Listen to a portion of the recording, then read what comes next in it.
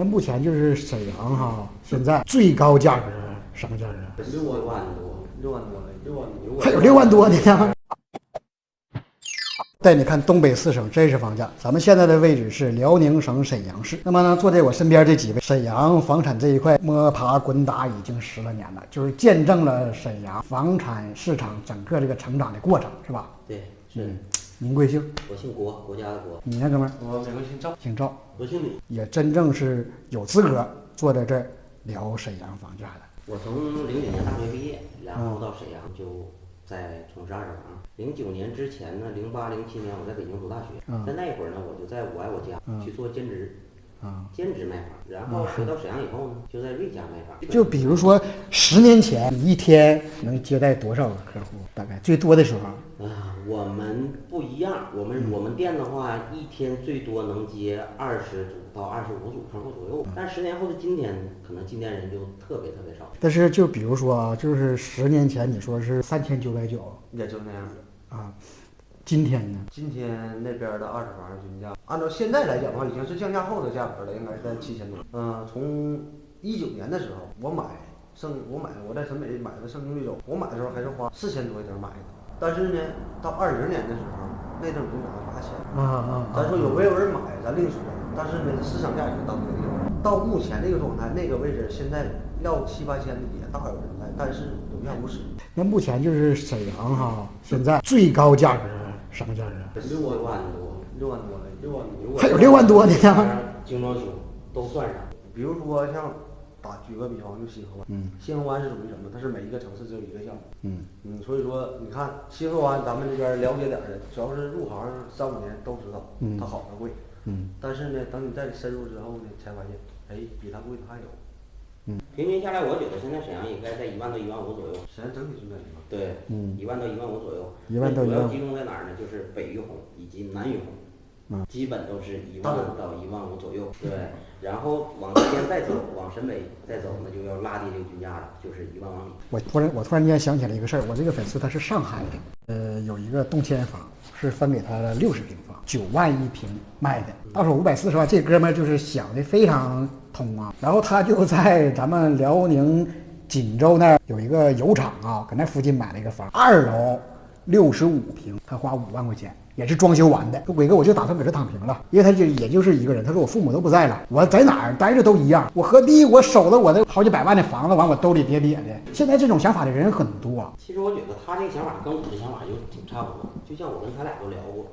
就是我跟他說，我說我有的時候我就想着跟我媳婦兒聊了，我說咱倆把我沈陽的這些房子車呀都賣了，然後就回農村，因為我家是上圖的嘛，對吧？回到農村去呢，第一呢有2點，第一我父母年齡也大了，快60了，從讀書到工作可能得有15年到20年沒在父母跟前了，只能說節假日回去盡孝啊，去買一點好吃的呀。那我想我把我這些錢拿回去，在父母跟前買個房，你管它幹啥呢？存銀行，我覺得在小地方也夠用了。我母親就說咋說的呢？說那不行啊，你孩子的素質教育一定得在上面啊，你都無所謂了，但是你的孩子一定要走出去。那我就跟我媽開玩笑說了，我說別讓他知道他爸在沈陽啊，我想給他留一個樓，我自己上沈陽來奮鬥。我還是希望跟我的父母在一起。當80後的時候很難，難就在你上面有老人，你想盡孝，下邊你還有子女，想讓給他一個更好的環境，學習環境啊，包括人際關係環境啊，都是不一樣的。就是這樣的事情，通過1句話2句話很難說清楚。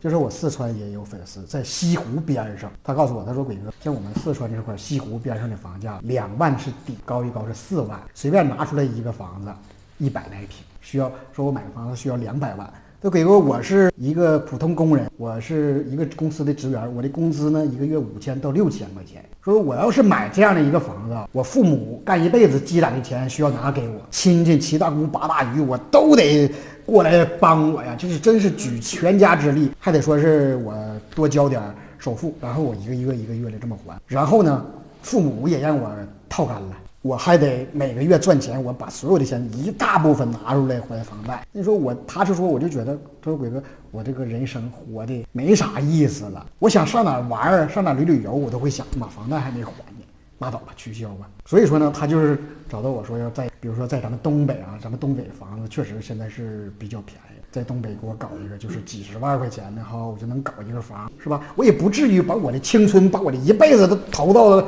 房子當中啊。我弟弟妹妹一个在深圳，一个在北京，都是刚毕业，買的房子呢都是600萬左右，傾盡雙方父母家裡所有，包括他跟他愛人所有的工資全都還到房貸裡邊。他可能我想着我們在沈陽可能經濟壓力還小一些，但是我要再退到我家昌平，那不更好了？我想吃啥吃啥。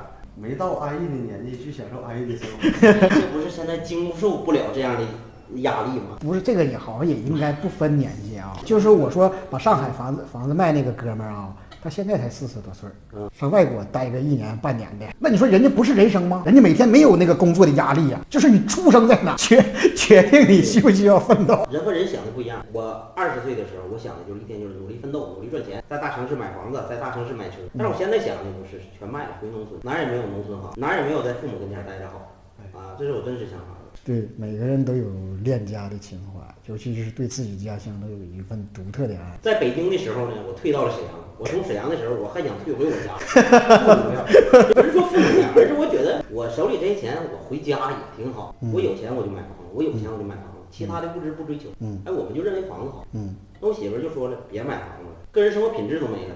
現在的北上廣那邊也有便宜的房子，北京10萬一平、20萬一平房子有，但是真正去住去買的，咱們可能沒在你在那生活。我頭兩天看視頻了，也有人說人真正北京人沒咱們想的那麼有錢，就是他們大多數也是住在一個40-50平的房子裡邊。也就是說你現在讓他們去換一個10萬、20萬一平的房子，他們也沒能力，他也買不起。對，他也買不起。所以這部分房產是給誰留着呢？真正那種中國那一小撮人留着。